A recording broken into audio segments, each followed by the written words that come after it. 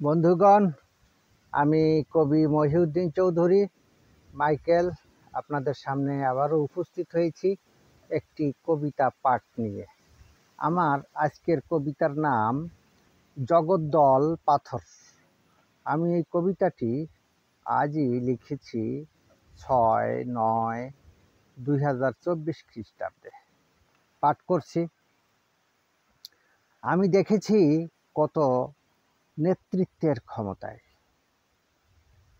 কত মানুষের জীবনে প্রভাব খাটায়, কত দেশ দেশান্তরে ক্ষমতা রূপান্তরে, কত জাতি ধর্মে বর্ণে সমাজে কত কাতারে অসহ্য যন্ত্রণায় মানুষ ছটফট করে, কত জায়গায় এমন যন্ত্রণা সহ্য করে।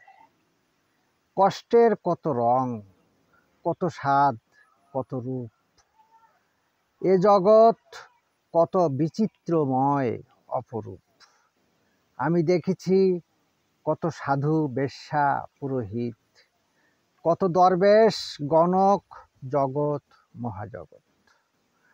সুখ ক্ষণিকের তরে, দুঃখ শেষ নাহি হয়, জীবন রেখায় হতে পারে সময় রেখায়।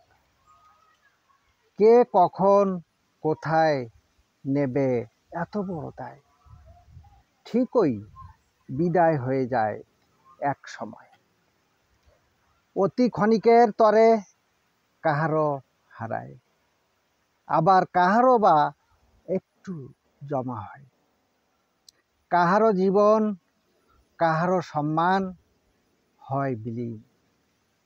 ভূমি অর্থ হয়তো চিরতরে বা এককালীন।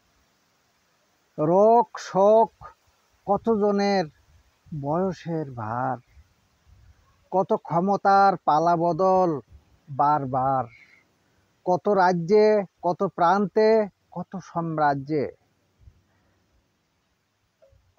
ক্ষমতা বদল বিনম্রে সশস্ত্রে নিরস্ত্রে।